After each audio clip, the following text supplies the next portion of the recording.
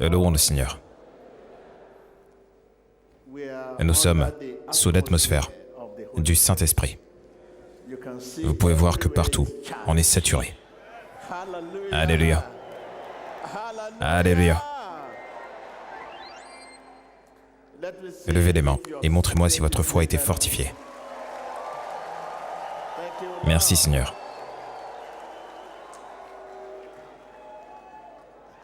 Amen. Et je suis ici pour augmenter votre foi. Et je suis ici pour ajouter aux bénédictions que vous avez déjà reçues.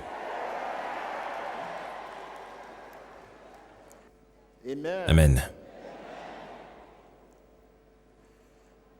Merci Seigneur. Montrez-moi votre copie.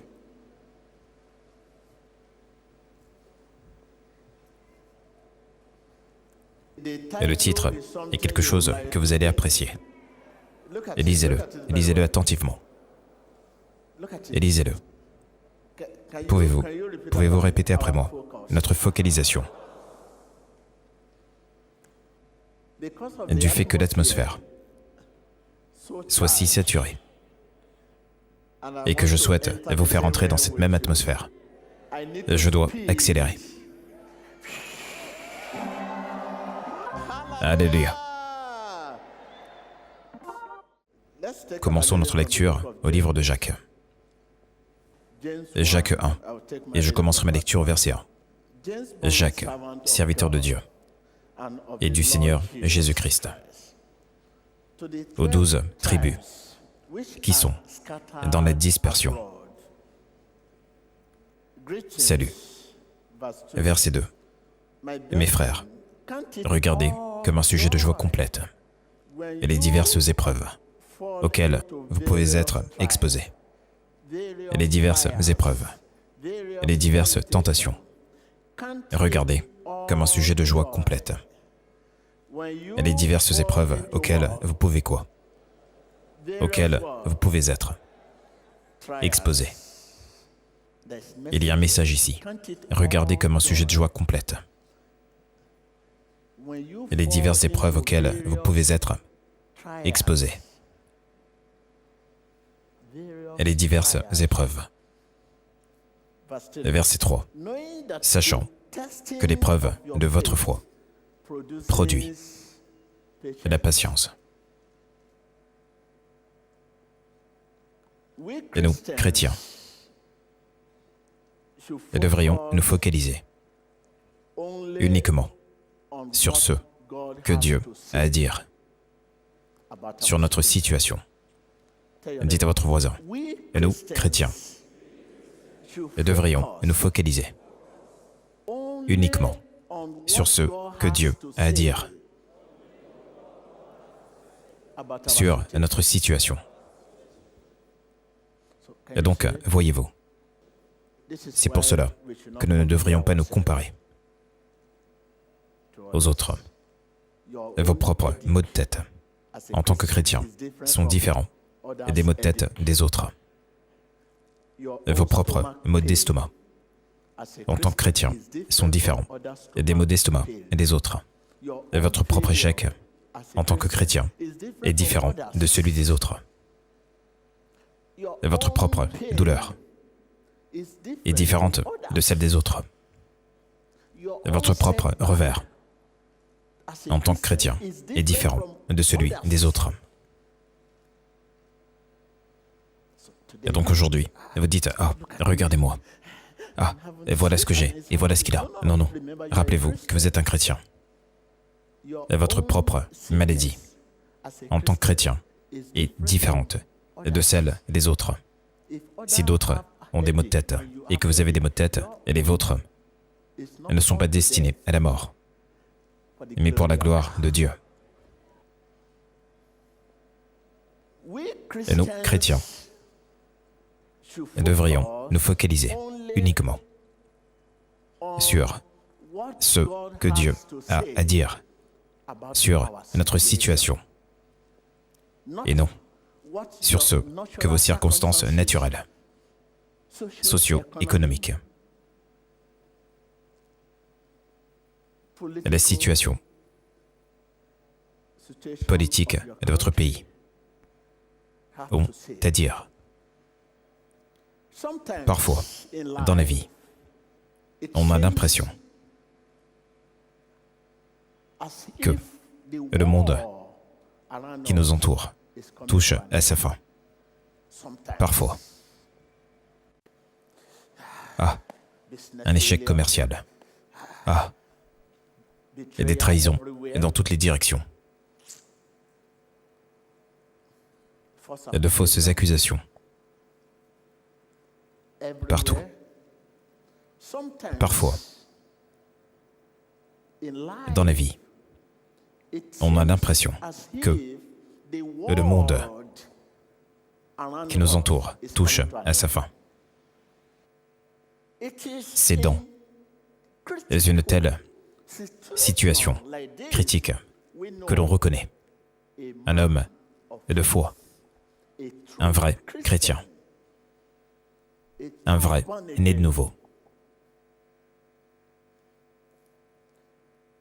Et dans une situation dans laquelle il semble qu'il n'y ait pas d'espoir, pas d'avenir. Il n'y a pas de nourriture sur la table. Il n'y a pas d'argent dans la poche. Ce n'est pas lorsque tout est rose. Et lorsque vous écoutez ce que mon frère dit ici, au verset 2, regardez comme un sujet de joie complète et les diverses épreuves auxquelles vous pouvez être exposés. Verset 3, sachant que l'épreuve de votre foi produit la patience. Regardez comme un sujet de joie complète et les diverses épreuves auxquelles vous pouvez être exposés. Et la Bible est en train de dire ici, que la qualité de la foi n'est pas mesurée par notre attitude envers Dieu. Elle n'est pas mesurée. Elle n'est pas jugée par notre attitude envers Dieu. Lorsque les temps sont bons. Mais lorsque les temps sont difficiles. Louons le Seigneur. Gloire à Dieu. J'ai remporté un contrat de 3 milliards de dollars. Alléluia. Gloire à Dieu. D'accord. Regardons. Lorsqu'il n'y a pas de contrat. Si nous dirons toujours, louons le Seigneur, et nous en connaissons beaucoup aujourd'hui, qui ont gardé le silence dans l'Église, car il n'y a pas d'argent dans la poche. Mais lorsqu'il y avait de l'argent dans la poche, vous entendiez leur voix. Oh là là. La qualité de la foi n'est pas mesurée par notre attitude envers Dieu lorsque les temps sont bons, mais lorsque les temps sont difficiles. Nous pouvons tirer le son de Job ici. Job chapitre 2, versets 9 à 10. Sa femme lui dit, « Tu demeures ferme dans ton intégrité, maudis Dieu et meurs. » Verset 10. Mais Job lui répondit, « Tu parles comme une femme insensée. Quoi? Nous recevons de Dieu le bien, et nous ne recevrions pas aussi le mal. » En tout cela, Job ne pécha point par ses lèvres. Qu'est-ce que cela veut dire? Que quelqu'un dise « Emmanuel ». Que quelqu'un dise « Emmanuel ». Que quelqu'un dise « Emmanuel ». Avez-vous écouté cela? Je disais qu'ici parmi nous, vous pouvez identifier et l'humeur, et la situation et les personnes, par leur apparence extérieure. Oui. Et les gens, lorsqu'ils sont heureux, et lorsqu'il y a de l'argent dans la poche, et qu'il y a de la nourriture sur la table, et vous les voyez revêtir leurs vêtements les plus chers pour venir à l'église. Mais lorsqu'il n'y a pas de nourriture à la table, ou qu'il n'y a pas d'argent dans la poche, ils peuvent revêtir et ils sont prêts à s'asseoir n'importe où. N'importe où peut leur convenir. Mais lorsqu'il y a de la nourriture sur la table et de l'argent dans la poche, et n'importe où, ne leur convient pas pour s'asseoir. Alléluia. En dépit de la situation critique de Job, et la foi de Job n'a pas diminué. C'est-à-dire que la qualité de sa foi n'a pas diminué. Il se montra plus fidèle que jamais, en dépit de sa situation critique. Aujourd'hui, plus que jamais auparavant, nous ne maintenons pas notre profession de foi lorsque les temps sont bons. Louons Dieu. Et lorsque les temps sont difficiles, que Jésus soit maudit. Nous ne parvenons pas à réaliser que les épreuves, elles sont une occasion pour nous d'honorer Dieu devant les hommes. Et vous ne pouvez pas le faire avec de l'argent. Ce n'est pas lorsqu'il y a de l'argent sur la table que vous commencerez à honorer Dieu, que vous commencerez à dire « Alléluia » et Jésus, Alléluia. Il y a de l'argent dans la poche. N'entendez-vous pas ce que Satan dit? Il a dit « Cet homme est riche, cet homme a de l'argent, cet homme maintenant a tout. Regarde, permets-moi de détruire ces choses et voyons si cet homme te sera toujours fidèle. » Satan dit à Dieu, tu dis que cet homme est un homme juste, qu'il est gentil, qu'il est bon. Ah, pourquoi cet homme ne serait-il pas bon lorsqu'il a de l'argent? Dis-moi pourquoi cet homme ne serait pas bon lorsqu'il y a de la nourriture sur la table. Tu dis que cet homme est bon. Pourquoi? Dis-moi pourquoi cet homme ne serait-il pas bon et lorsqu'il y a de l'argent dans la poche. Il a tout. Accorde-moi l'autorisation, permets-moi de détruire ces choses.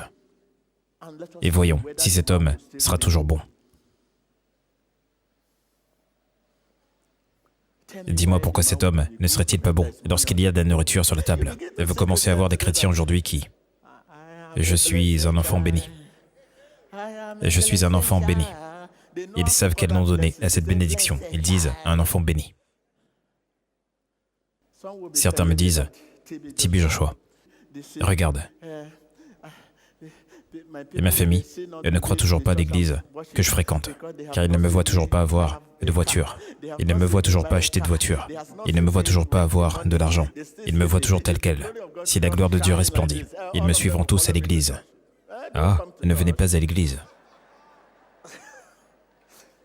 Et la gloire de Dieu resplendira. Et nous ne parvenons pas à réaliser que les épreuves, elles sont une occasion pour nous d'honorer Dieu devant les hommes. Ce n'est pas l'argent, ce n'est pas quand il y a de l'argent sur la table que vous commencez à agiter les mains et à dire. Et vous savez, lorsqu'il y a de l'argent sur la table, vous pouvez reconnaître quand un homme s'écrie « Alléluia ». Et la voix de l'argent est différente de la voix de la pauvreté. Nous ne parvenons pas à réaliser que les épreuves, elles sont une occasion pour nous d'honorer Dieu devant les hommes. Et cette situation dont vous vous plaignez, cette chose qui vous amène à vous inquiéter, est une occasion. Dites à votre voisin, toutes les fois que vous êtes confrontés à des épreuves, voyez-les comme une occasion pour vous d'honorer Dieu devant les hommes.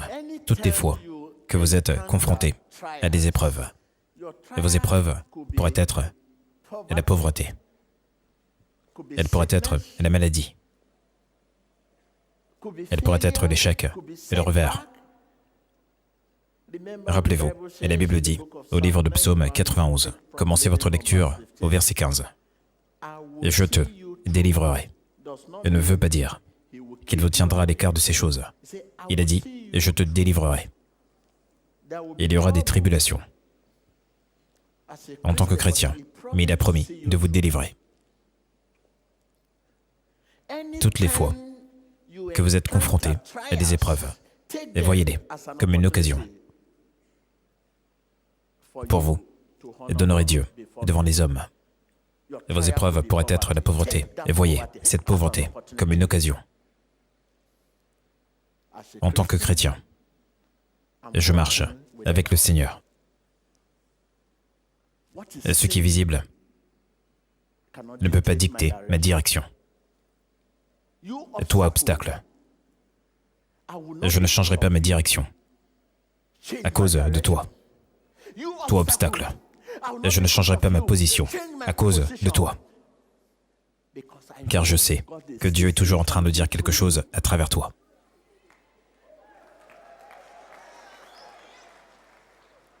Et beaucoup d'entre nous, lorsque nous nous mettons en tête d'atteindre quelque chose, quand un obstacle survient, et nous pensons que c'est la fin.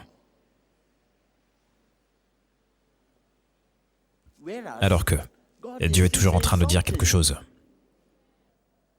que nous pourrions ne pas comprendre à cause de notre incapacité à voir au-delà de cet obstacle. En tant que chrétiens, et nous marchons par la foi et non par la vue. Ceci m'amènera au livre de 2 Rois, 6, verset 16. Et je veux juste le lire. Il répondit, « Ne crains point, car ceux qui sont avec nous sont en plus grand nombre que ceux qui sont avec eux. » Bien-aimés, écoutez-moi. Et beaucoup d'entre nous, et lorsque nous avons en tête d'atteindre une chose précise, quand un obstacle survient, et nous pensons que c'est la fin, et nous commençons à voir Jésus d'un mauvais œil, et nous changeons notre confession, et nous commençons à dire, le christianisme marche pour vous, mais il ne marche pas pour moi. Ah, vous êtes un chrétien, mais ça marche pour vous. Et vous commencez à vous comparer aux autres, et vous commencez à vous mesurer par rapport à vous-même. Et beaucoup commencent à devenir des chrétiens selon une idée, et des chrétiens par idéologie, et des chrétiens Ogboni, des chrétiens d'une société traditionnelle ensemble. Ici, la réaction d'Élisée à la circonstance est instructive pour tout pasteur, pour tout chrétien né de nouveau aujourd'hui. Sa réaction est instructive, c'est-à-dire que c'est une leçon pour tout le monde. C'est une leçon pour tout le monde, digne d'être imité. La réaction d'Élisée à la circonstance est instructive pour chaque chrétien né de nouveau d'aujourd'hui. C'est une leçon pour moi, c'est une leçon pour vous, digne d'être imité. Il était calme, en paix, car sa focalisation était sur Dieu. Des soldats menaçants, des centaines de milliers, et il était seul avec son serviteur. Il était calme, en paix, car sa focalisation était sur Dieu Tout-Puissant. Lorsque notre focalisation est uniquement sur Dieu Tout-Puissant, nous serons calmes, déterminés, même lorsque tout autour de nous est agité. Vous dites, ah, il y a une guerre, ah, il y a un tigre, ah, des problèmes arrivent, ils arrivent. Lorsque votre focalisation est sur Dieu Tout-Puissant, vous dites, des problèmes arrivent. Vous voulez dire que des problèmes arrivent. Et vous, avec Dieu, plus nous avons une vision claire de la puissance du ciel, moins et nous craignons et les problèmes de la terre, moins et nous craignons et les calamités de la terre.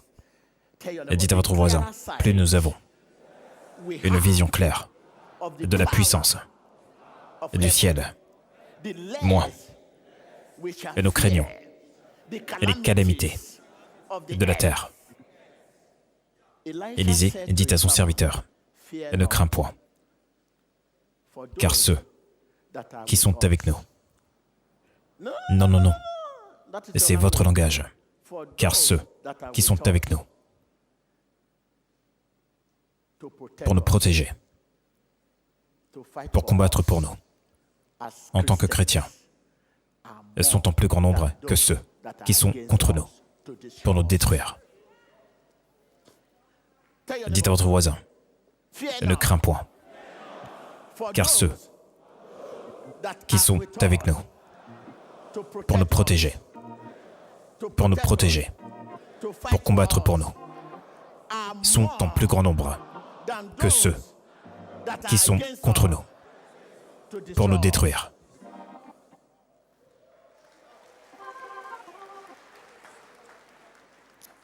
Il lui a dit, ne crains point.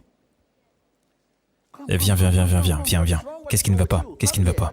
Approche-toi et ne crains point. Le serviteur répondit, que veux-tu dire par ne crains point?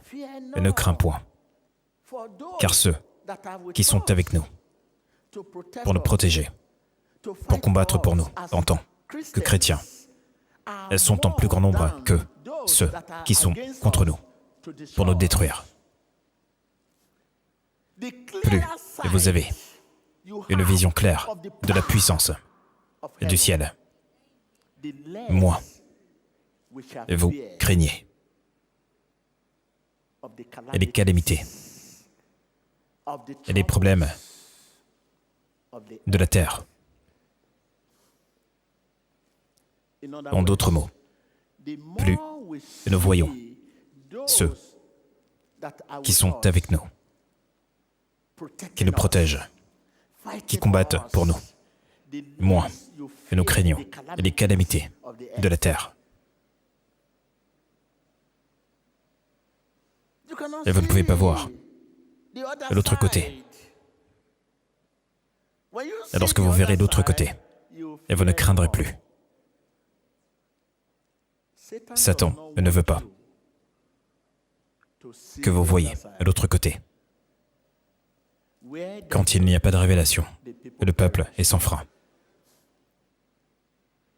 Satan ne veut que personne ne marche par la foi ou ne mène une vie de foi. Et encore moins qu'on ne voit l'autre côté. Et voyez-vous, Satan ne veut pas que vous marchiez par la foi ou que vous meniez une vie de foi, et encore moins que vous ne voyez l'autre côté. Quand il n'y a pas de révélation, le peuple est sans frein.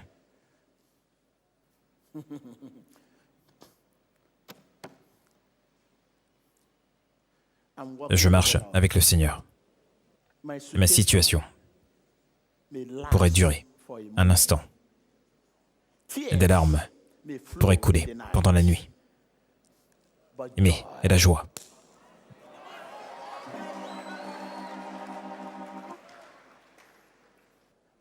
Je marche avec le Seigneur. Par conséquent, ma focalisation, mon désir, mon but est sur ma destination.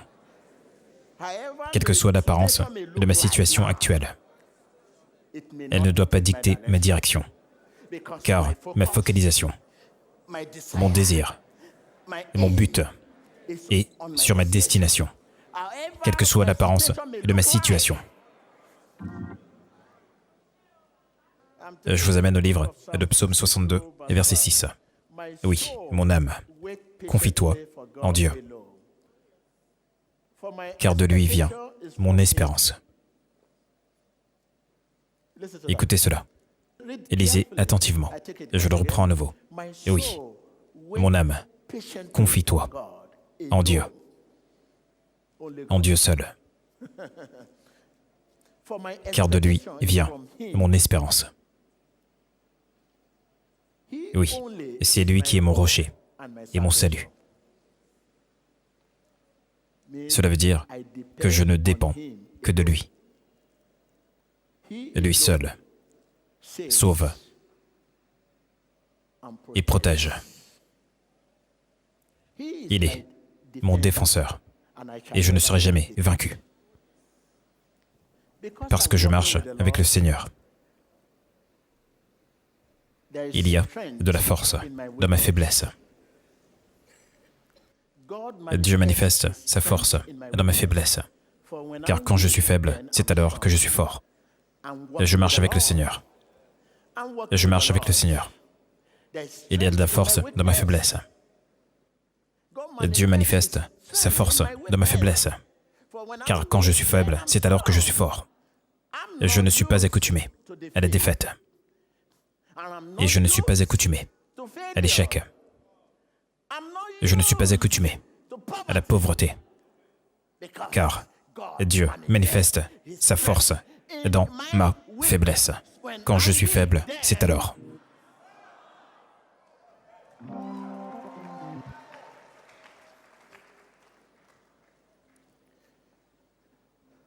Quelle que soit la situation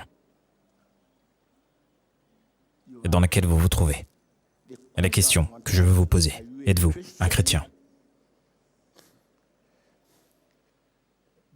Dès l'instant où vous devenez un chrétien, et la vie que vous menez, elle n'est plus la vôtre. Elle n'est plus la vôtre. Êtes-vous un chrétien? C'est la question que vous devez vous poser. Et si vous êtes un chrétien, Dieu a manifesté sa force dans votre faiblesse, car quand vous êtes faible, c'est alors que vous êtes fort. Il l'a dit dans ce livre, les psaumes. Je marche avec le Seigneur. Ma situation pourrait durer un moment. Des larmes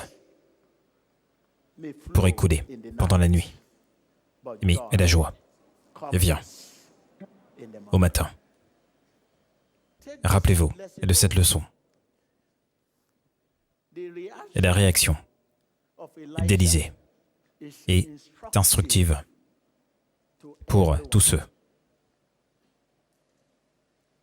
qui sont des chrétiens nés de nouveau aujourd'hui. Elle est instructive. Cela veut dire que c'est une leçon pour tout le monde ici aujourd'hui. Il était calme et en paix, car sa focalisation était sur Dieu.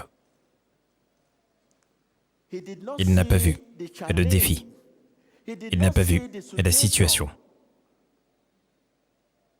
comme un défi personnel.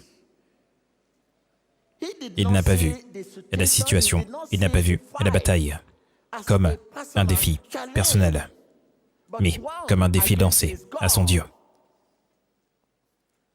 Je vous ai dit que lorsque votre focalisation est uniquement sur Dieu, vous serez déterminé, réfléchi, calme, même lorsque tout autour de vous est agité. Est-ce que vous me suivez? Lorsque votre focalisation et sur Dieu Tout-Puissant, Dieu le Père. Et vous serez calme, réfléchi, déterminé, même lorsque tout est agité. Le serviteur du Dieu Très-Haut était calme et en paix, car sa focalisation était sur Dieu Tout-Puissant. En tant que serviteur de Dieu, il était sous le contrôle et la conduite du Saint-Esprit. Est-ce que vous me suivez? En tant que serviteur du Dieu Très-Haut, il était sous le contrôle et la conduite du Saint-Esprit. Son ton n'était pas juste un ton de foi et de confiance, mais également de finalité. Et la façon et la manière dont il s'est adressé à son serviteur ne laissa aucune place au doute.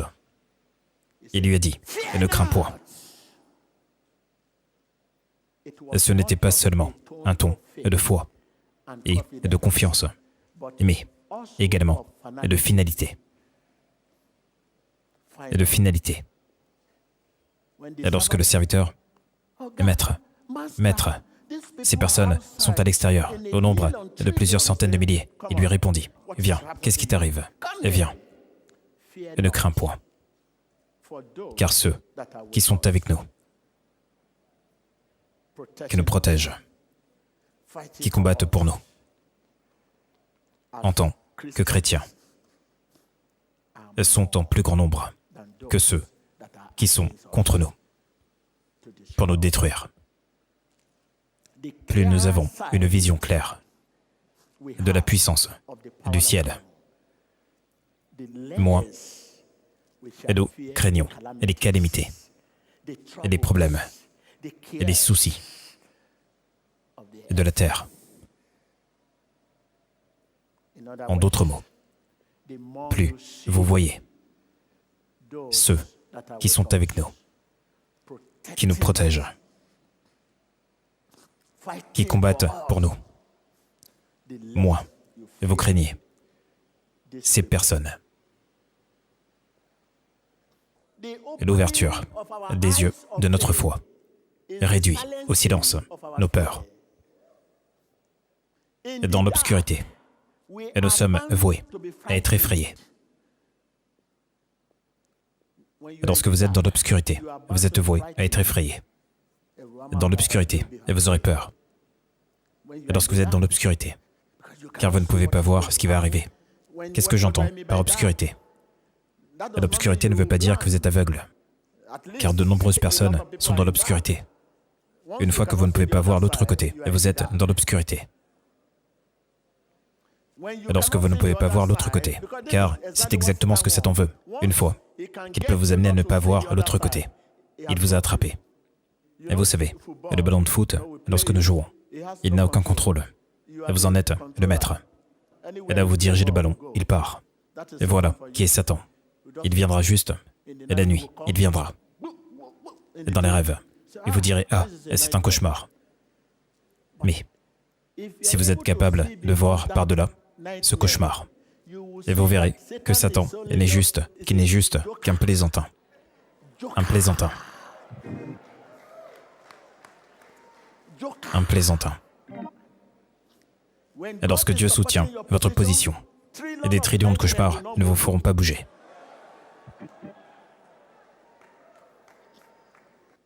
Et l'ouverture des yeux de notre foi réduit au silence de nos peurs et dans l'obscurité.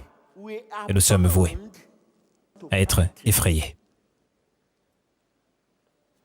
Et nous sommes voués à paniquer. Et nous sommes voués à nous plaindre. Tout comme ce qui arrive à beaucoup d'entre vous. Et vous dites, oh, je ne sais pas ce qui va pas. Et je ne sais pas ce qui va arriver. Je me lamente. Je ne sais pas ce qui va se passer ensuite. Je ne sais pas. Ah, je ne sais pas. Ah, je ne sais pas. Aujourd'hui, vous êtes assis devant, et demain, vous êtes assis derrière. Et le jour suivant, vous êtes assis dans la section de Matthieu. Un autre jour, vous êtes assis dans le siège d'hier. Et un autre jour, vous êtes assis dans le siège de demain. Un autre jour, vous êtes assis devant, et vous vous écriez de joie. Un autre jour, vous êtes assis à l'angle, et plus personne ne vous entend. Et si notre joie est constante, elle sera permanente.